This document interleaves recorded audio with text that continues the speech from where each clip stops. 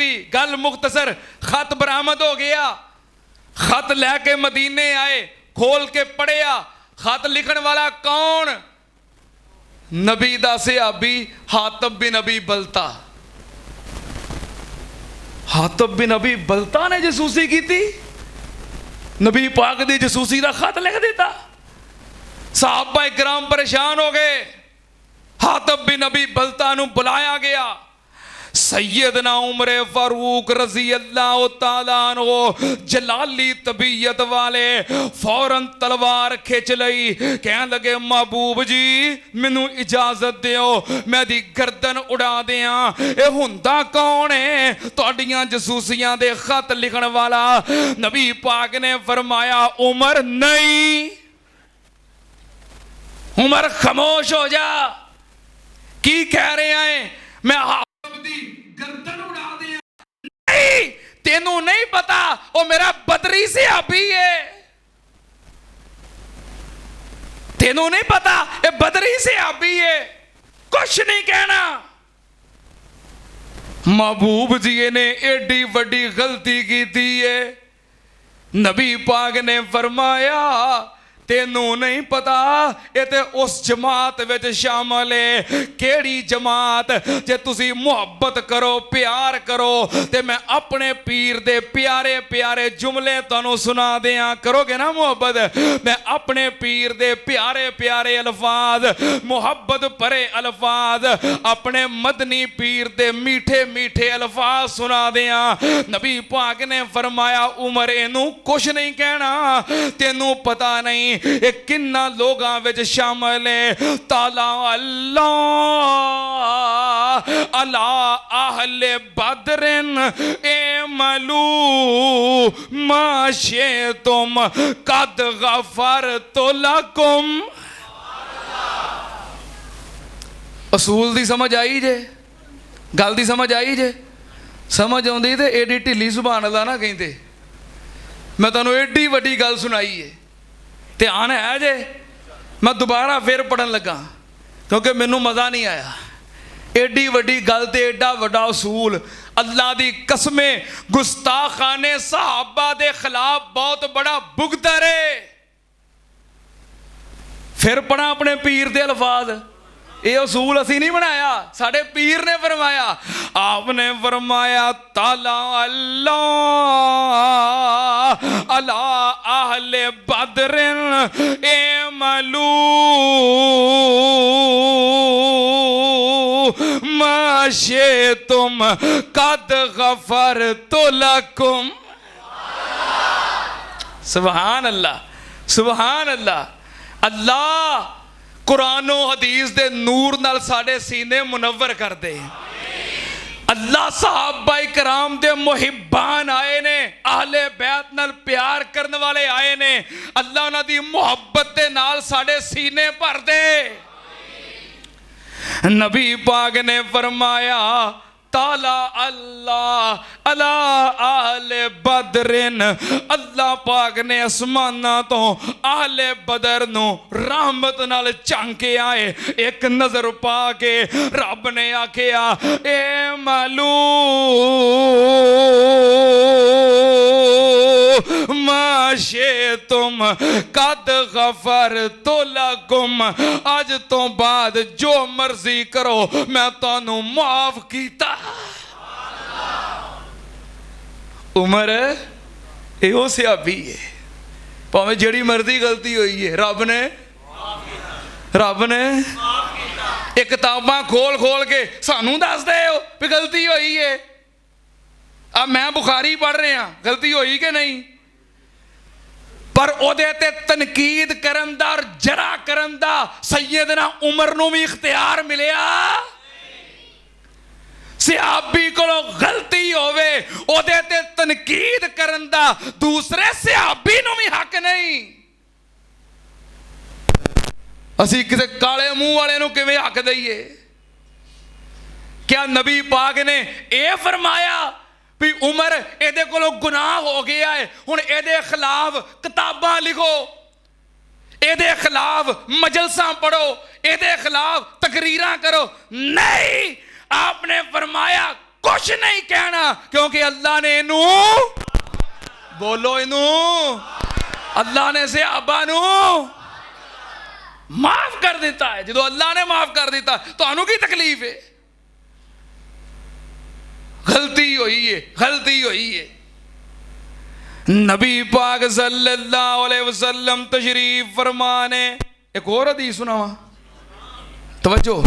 आप तशरीफ फरमाने, एक औरत आई, शबीबा गाम दिया, कह लगी अल्लाह दे नबी जी मेरे को गुनाह हो गया, मैनू पाक कर दियो, गुनाह हो गया है, पाक कर दियो, गलती कर बैठी हैं, पाक कर दियो। आपने फरमाया गलती तू की है, तेरे पेट दे बच्चे दा कसूर कोई नहीं, पैदा होएगा फिर आवी चली गई, बच्चा पैदा होया आ गई, तखिरनी या रसूल अल्लाह सल्लल्लाहु अलैहि वसल्लम, अल्लाह दे नबी जी उन बच्चा पैदा हो गया है, मेरे को गुनाह होया है, मैनू पाक कर दियो। आपने फरमाया पैदा हुंदे जमदे बच्चे मां दे दूध की जरूरत है, जो खाना खान लग पवेगा फिर आवी चली गई, फिर आई, बच्चे ने हाथ में रोटी का टुकड़ा फड़िया है ते खाना खा रहा है, कह लगी अल्लाह दे नबी जी हुण ते खाना खान लग पिया है, मेरे दूध की इनू जरूरत नहीं रही, मैनू पाक कर दियो।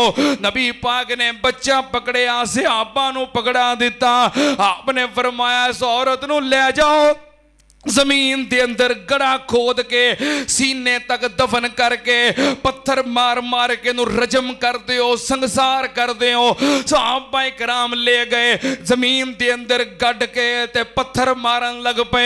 हजरत खालिद बिन वलीद रजी अल्लाह तआला नो इन्ना एक पत्थर पकड़िया ते मारिया, औरत दे सिर विच लगा, खून दा फवारा निकलिया, हजरत खालिद दे कपड़ियां ते पै गया ते बेसाख्ता लगे गंदी औरत सी ते जांदियां जांदियां मेरे कपड़े गंदे कर दिते ने।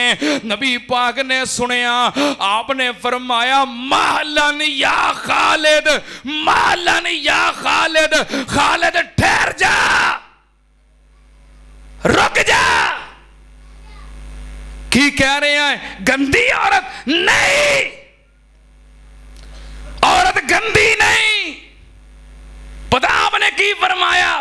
फरमाया लक़द ताबत तौबतन लौ कुसिमत अला अहलिल मदीना ला वसातहा।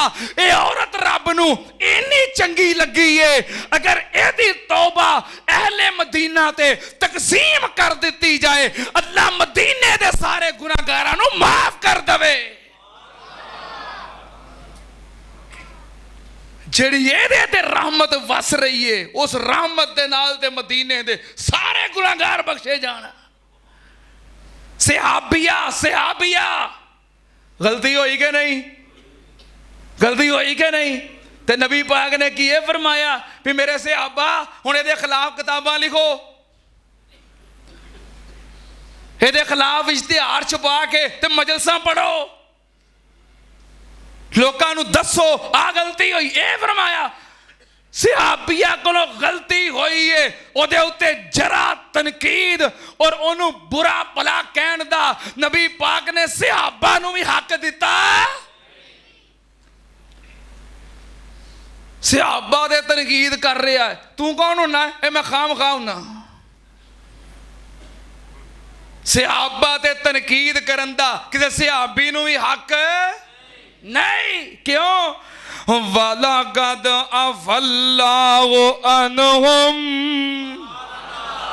वाला कद अफल्लाहु अन्हुम इन्नल्लाह गफूरुन हलीम। अल्लाह पाक ने सारे सहाबा नू माफ कर दिता है। सुनना ध्यान नाल, जो अल्लाह ने माफ कर दिता है, किसी नू तनकीद करन दी इजाजत। हुण कईयां दे किताबां चुक के वेखो ना, जेड़े गुनाह कीते अल्लाह ने माफ कर दिते, ते जो नबी पाक चले गए फिर जेड़े उन्हें बाद चो कीते,